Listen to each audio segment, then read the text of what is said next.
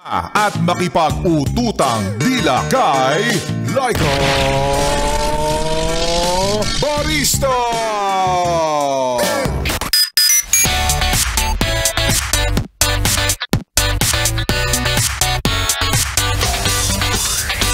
Hi at kaway-kaway para sa iyo, yes, pre, na ang araw na to ay parang kagandahan ko. Hindi ko hiniling, pero kusang dumating. Thank you. Thank you. Ano ba? Wow. At para sa iyo, yes, pre, na sa mga oras na ito, alam ko naman, nasa bakasyonan? Nangaasar ka ba? Hindi naman masakit. Mukhang isasagad mo na hanggang Lunes yan, yes, friend. O, tandaan mo, hindi pa tapos ang araw na ito. Kaya mag-iingat ka. Baka palayain ka. Alam mo, sa totoo lang, kapag ganitong araw ng holiday, sa totoo lang talaga walang halong ka-etsosan, ka-plastikan, ha? Napakasarap pumasok. Charot. Bakit kamo? Kasi ang luwag ng kalsada. Walang masyadong stress. At higit sa lahat, may holiday pay ka pa. O, diba? Ganyan. Ganyan na ganyan. Ang sinasabi ng mga taong gustong palubagin ang mga sarili nila kasi may pasok sila today. Charot lang. Maayong hapon sa mga maut at gwapa na yes-pre natin. Kasama nyo na nga kapiling kachismisan, kakwentuhan at kaututang dila rin. Ngayon pong araw ng Thursday. Maligayang araw po ng kalayaan sa lahat ng mga yes-pre natin.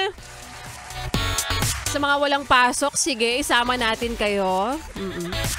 Maligayang araw po ng kalayaan sa inyo. Para sa iyo na hindi pa rin pinapalaya ng bayarin.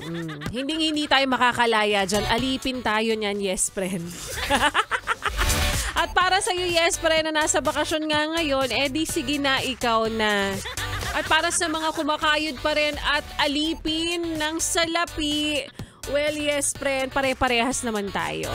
Kaya para sa iyo na kumakayod para talagang kumita para sa pamilya, abala mo ba? Namimigay kami ng pandagdag sa pambayad sa mga bills mo, sa mga gastusin nyo. 500 pesos lang naman. Maliit na bagay, di ba? Charot lang. Kaya naman sumali ka na at manalo ng 500 pesos para po sa ating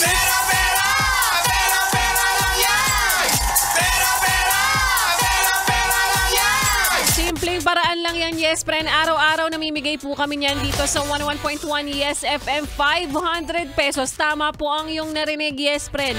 Hindi kayo hati-hati dyan, kundi ikaw lang mismo.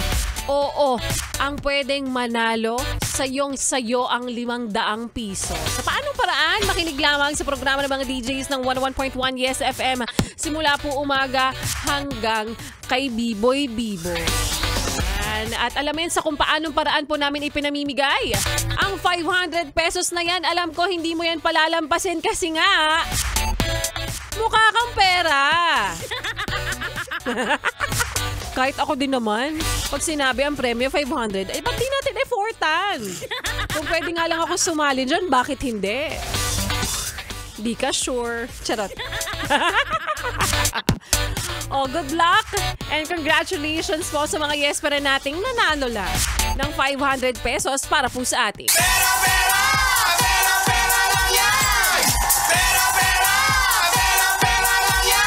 Siyempre, ang lahat ng natatanggap nyo ay may kapalit. Simple lang naman ang kapalit na hinihiling namin. Hindi tulad naman ng iba na kailangan mai-click ka pang link. Kailangan i-share mo pa. Di na. Yung ginagawa mo ngayon, sapat na yan. Nakikinig ka sa 101.1 Yes FM, huwag mo nang ilipat ang iyong stasyon. Huwag mo na rin ipihit pa ang talapitan sa kalaban dahil magbabalik po si Laika Barista at sa aking pagbabalik.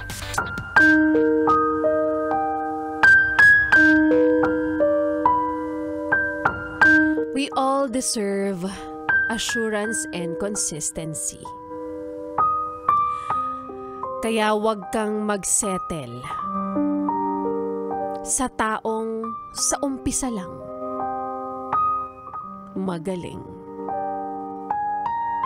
At yan nga, yes, pre, ng kwento na ating mapapakinggan mamaya sa aking pagbabalik para po sa ating Laika Barista Moments.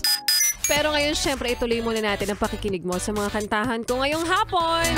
Kasama po ang susunod nating kanta na Marilag.